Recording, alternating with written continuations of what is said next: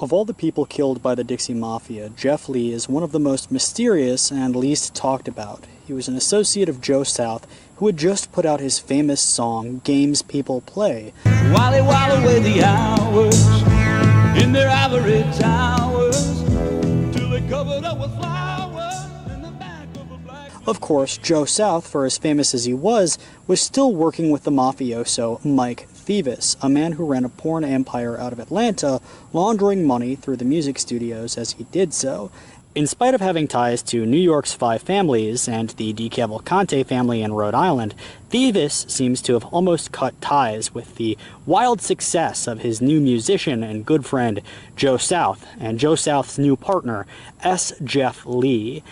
He's not big on my list to investigate because there's nothing to investigate.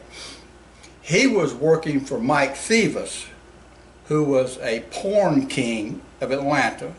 He was connected to the Gambino family, one of the families in New York, as a mobster. He was connected. The murder of Jeff Lee would precipitate the 36 Hours of Horror in November 1974, but it's the least studied of these four murders. 6 violent killings total were carried out in the span of 2 days, although 2 of them were unrelated, perpetrated by a separate serial killer.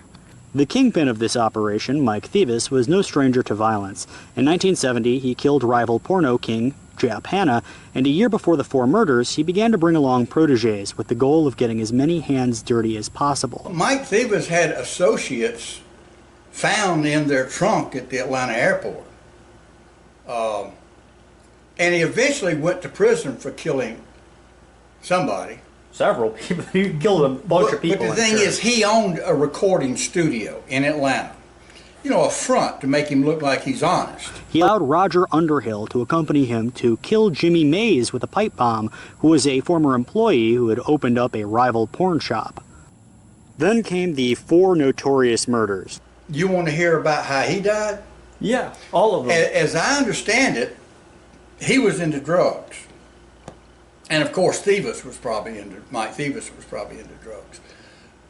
And an Atlanta unit got together in a meeting and says, okay, we're going to go by in Roswell Road and we're going to drop in on this music producer and bust him.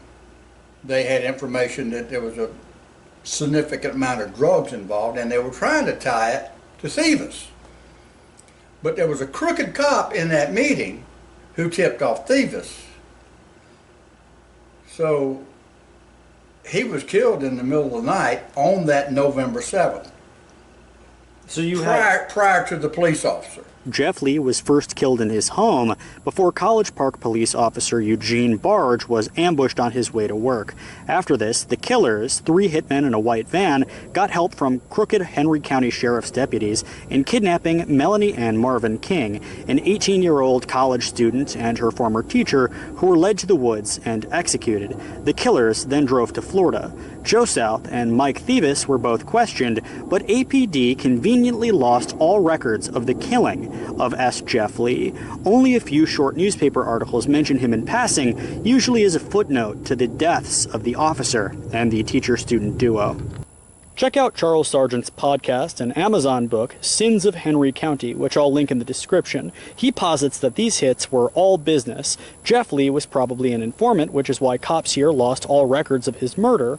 Eugene Barge was about to report corruption, which is why nobody paid attention to letters from the Dixie Mafia literally telling the police chief and his associates that they'd kill one of their own, and even threatening their wives. A cop whose name had been redacted in the FBI files who wasn't invited to their meetings. It could have been Barge. And for good measure, because they were killers for hire, the 3 killed 18-year-old Melanie Ann, who was recently rumored to have been pregnant, and the teacher she had been babysitting for. Now at this point, it's only conjecture how this final hit was arranged, but for more info, please read Sins of Henry County. It's down there in the description.